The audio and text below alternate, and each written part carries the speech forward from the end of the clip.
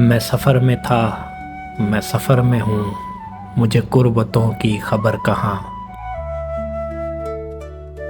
जिन्हें रास्तों से इश्क हो, उन्हें मंजिलों की खबर कहाँ।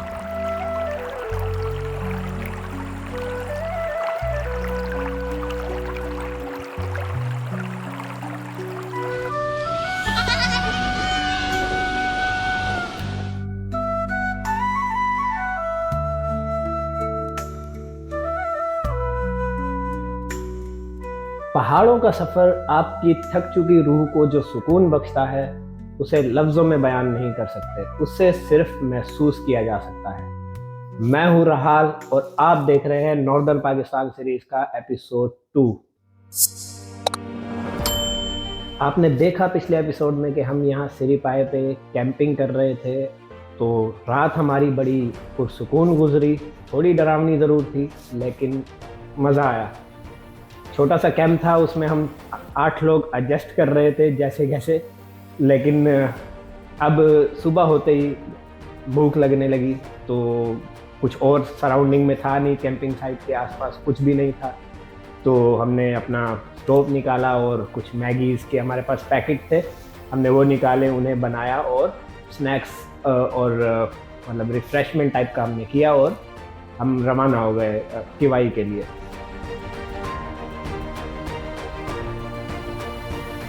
वापस से हिलते डुलते जीप राइड करते हम पहुँचे किवाई पे। नाश्ता हमने अच्छे से किया हुआ था नहीं, तो वहाँ पे हमने एक रेस्टोरेंट देखा और वहाँ पे बैठ के हमने ब्रंच एंजॉय किया।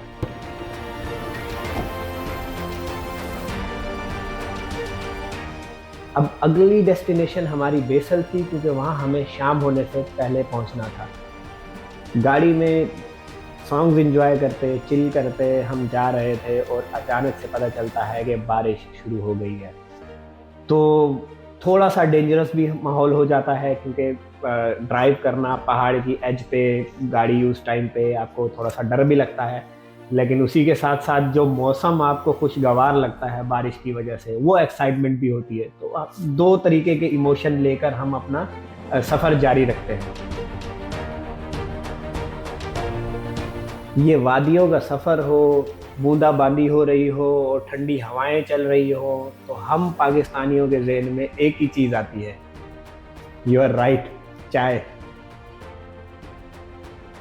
तो चाय ब्रेक के लिए हम रुके नारान ग्लेशियर पे। जब हमने ग्लेशियर को देखा तो मुझे अंदाज़ा हुआ, मैं प्रीवियसली नारान ग्लेशियर देख चुका हूँ, वो रोड तक उसका एज आ रहा होता है। लेकिन इस बार जब हम गए, मे बी क्लाइमेट चेंज की वजह से वो इतनी पिघल गई है वहाँ ग्लेशियर की बर्फ़, कि वो उसका जो एज है, जो छत है ग्लेशियर की, वो बहुत पीछे चली गई है। तो थ्रिल तो हमारे अंदर था ही, तो हम सारे चले गए उसका एंड देखने के, कहाँ तक है जहाँ पर हमें एज उसका मिलेगा। अप हिल हमेशा इजी होता है, आप जस्ट अप हिल देखते जाते हो और क्लाइंब करते जाते हो, लेकिन डाउन हिल हमेशा डिफ़िकल्ट होता है। अब तो काफ़ी डिफ़िकल्ट हो रहा था वो रॉकी सरफेस और वो लूज़ रॉक्स। तो खैर हमने सेफली हमने वो क्लाइंब डाउन किया और फिर हम वापस उस होटल पर पहुँचे जहाँ पर चाय हमारा इंतज़ार कर रही थी।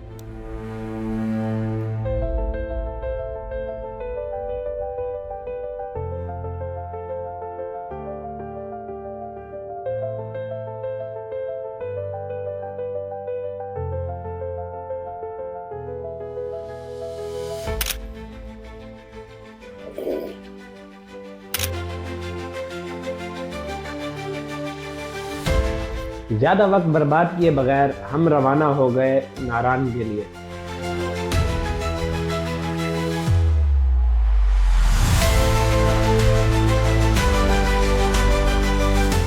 अब नारान पहुंच के हमें रुकना नहीं था, वहाँ स्टे नहीं करना था। और नारान पर्सनली कुछ ख़ास अट्रैक्टिव है नहीं, मोस्ट कमर्शियल प्लेस बन चुकी है वो। तो जस्ट हमने गाड़ी फ्यूल अप करी और कुछ रिफ़्रेशमेंट करके हम कुछ सामान लिया हमने वहाँ से मार्केट से, और फिर हमने अपना सफ़र कंटिन्यू किया। नारान में हमें ऑलरेडी शाम हो चुकी थी और वहाँ से निकलने के बाद बेसल पहुँचते पहुँचते हमें बहुत रात हो गई थी। तो हमने वहाँ पे बेसल में होटल ढूंढा। तो फाइनली हम नून रेस्टोरेंट में पहुँचे और वहाँ पे हमने डिनर किया, कुछ मज़े मज़े के खाने खाए, क्योंकि ऑलरेडी हम कुछ कैंपिंग फूड खा खा के बोर हो चुके थे। तो हमने कुछ स्पाइसी खाने खाए वहाँ पे और आके सो गए।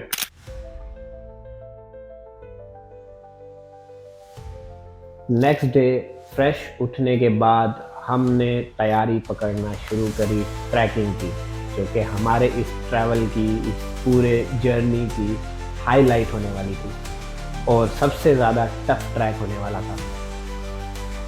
हमने अपना बैग बांधा और हम रेस्टोरेंट गए, वही मून रेस्टोरेंट ऑफ कोर्स। तो वहाँ पे हमने लाइट सा ब्रेकफास्ट किया, क्योंकि जब आपको लॉन्ग ट्रैकिंग करनी होती है तो आपको अपना जो फूड है वो कम रखना होता है, जो ब्रेकफास्ट है वो आपको कम रखना होता है, वरना आपको ट्रैकिंग में प्रॉब्लम होती है। अब दूधी पत्थर का ट्रैक शुरू होते ही पहला जो पड़ाव है वो ये है कि आपको एक डोली क्रॉस करनी होती है। अब बीच में एक बड़ा दरिया है और उसके ऊपर से कुछ मकामी लोगों की बनाई हुई डोली लगी हुई है, जिसमें आपको बैठना होता है और बैठ के अपना सामान भी आपको अपनी गोद में कैरी करना है, और दूसरी तरफ से या आपका कोई फ्रेंड या फिर वहाँ के मकामी लोग भी रस्सी से उसको खींच के आपको पार कराते हैं। अब दूधी पत्थर का ट्रैक कुछ इस तरीके से है कि शुरू का तकरीबन जो 1 से 1.5 किलोमीटर है वो बहुत ही ज़्यादा रॉकी और रफ एंड टफ ट्रैक है। उसमें ना कुछ कोई रास्ता दिख रहा है आपको, ना कुछ, और सारे के सारे पत्थर है। ग्राउंड आपको दिख नहीं रहा, सिर्फ रॉक्स दिख रहे हैं या फिर आपको बराबर में बहता हुआ चश्मा दिख रहा है। तो उसमें भी आपको डीमोटिवेट करने के लिए काफ़ी जो है ना वो सराउंडिंग आपको जो है ना वो फोर्स करती है कि आप गिव अप कर दो, लेकिन हम उतने कमज़ोर नहीं थे। हमने वो रफ एंड टफ फेस भी पार किया।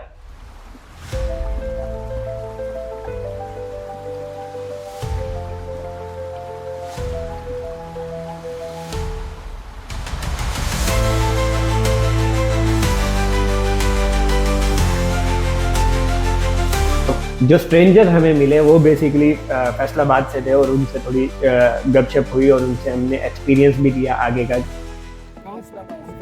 आप कहाँ से आए हैं? यार हम सब कराची से आए हैं। इस महीने में जाना है ऊपर। जाना तो है क्या? जाना तो है, नहीं जाना चाहिए। नहीं यार, इसकी यार 60 बंदों में से इस लड़के ने आप सबको डिस्टर्ब करना है। अभी तक कर रही है। अब हम पूरा ग्रुप एक दूसरे से डिस्टेंस मेंटेन करते हुए एक रॉ में आगे बढ़ रहे थे, लेकिन इस दौरान जो है कुछ ऐसा हुआ कि हम 2 हिस्सों में डिवाइड हो गए। कुछ मकामी लोग हमें रास्ते में मिले जो कह रहे थे कि दूसरी तरफ से एक पुल है, वो रास्ता इजी रहेगा, आप उस तरफ से जाएं। अब उसमें ऐसा था कि मेरे साथ 3 लोग थे जो मेरे बताए हुए रास्ते पे इत्तेफाक करते थे, और एक और ग्रुप उसी टाइम पे बन गया जो कि उन मकामी लोगों के रास्ते पे इत्तेफाक करता था। तो हम उस सिचुएशन में अनएक्सपेक्टेड 2 हिस्सों में डिवाइड हो गए।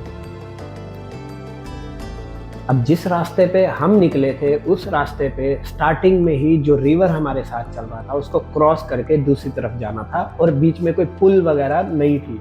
अब उस रिवर को हमें बेयर फुट खुद ही क्रॉस करना था। अब उसमें हमने शूज़ वगैरह उतारे और स्लीपर पहन के हम क्रॉस करने लगे। अब इस दौरान अनएक्सपेक्टेड हुआ कि हमारे एक दोस्त का पाँव फिसला और उसकी स्लीपर भी बह गई, और वो काफ़ी डिफ़िकल्ट मोमेंट था, लेकिन हमने उसको कवर अप कर लिया, मेंटेन कर लिया, और हम सेफली हमने वो रिवर क्रॉस कर लिया।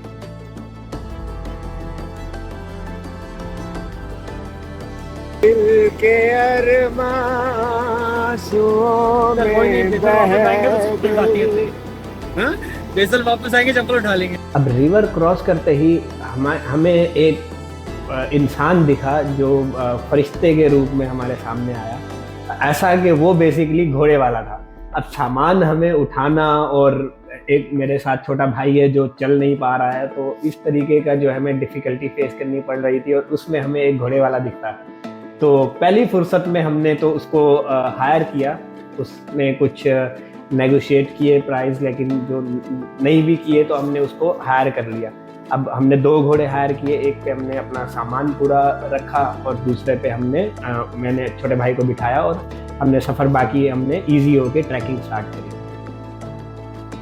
अब सामान का तो हमें प्रॉब्लम सॉल्व हो गया था हमारा, लेकिन एक और प्रॉब्लम ये था कि जो ट्रैक हमने लिया था, जैसे कि मैंने बताया कि हम 2 हिस्सों में डिवाइड हो गए थे, जिस तरफ हम जा रहे थे वो कम्प्लीटली हाइट पे था। वो आपको कम्प्लीटली क्लाइंब करना था, फिर डाउन जाना था, फिर क्लाइंब करना था, फिर डाउन जाना था। तो इस तरीके का वो रास्ता था। तो हम ट्रैकिंग करते करते हर 10 मिनट बाद हमारी सांस खुल रही है और हम रुक रहे हैं, हर 10 मिनट बाद हम रुक रहे हैं। अब ये ऊंच नीच वाला रास्ता करते करते अपनी सांस में सांस भरते भरते हम आगे बढ़ते हैं और देखते हैं कि हम उस पॉइंट पर पहुंच गए हैं जहां वो दोनों डिवाइड हुए हुए रास्ते यूनाइट होते हैं और हम अपने पिछड़े ग्रुप से वापस मिल जाते हैं वहां पे।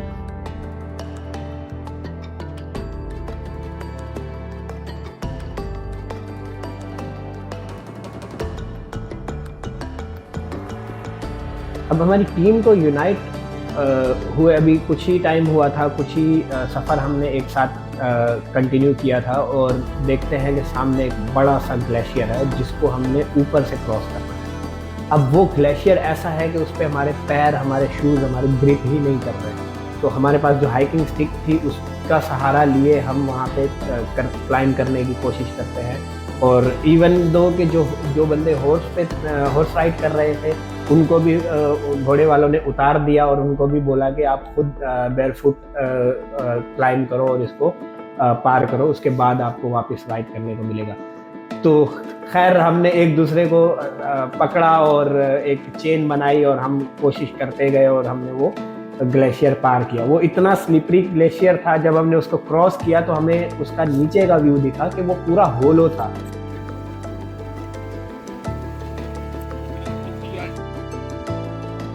अब ग्लेशियर पार करने के बाद से जो व्यूज़ शुरू हुए वो क्वाइट इजी थे, मतलब ग्रीनरी शुरू हो चुकी थी, पत्थर कम हो चुके थे, अब जो है ना क्लियर हमें ट्रैक्स भी दिखना शुरू हो गए थे।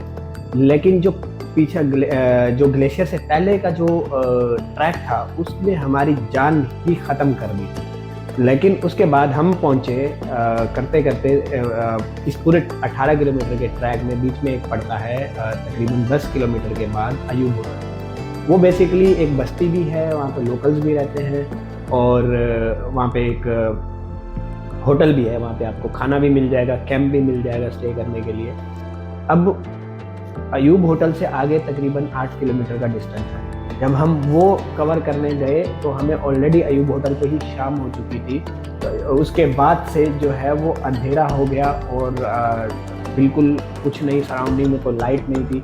हमारे हाइकिंग स्टिक में लाइट होने की वजह से हमने उस सफ़र को थोड़ा कंटिन्यू किया और बेसिकली जो हमारे हॉर्स राइडर्स थे या उन जो मकामी लोग जिनके घोड़े थे उनके साथ हम बेसिकली एक ज्वाइन करके उनके साथ बिल्कुल फुट फॉलो करके हम आगे बढ़ रहे थे। तो ऐसे करके हम मुल्ला की बस्ती पहुँचे।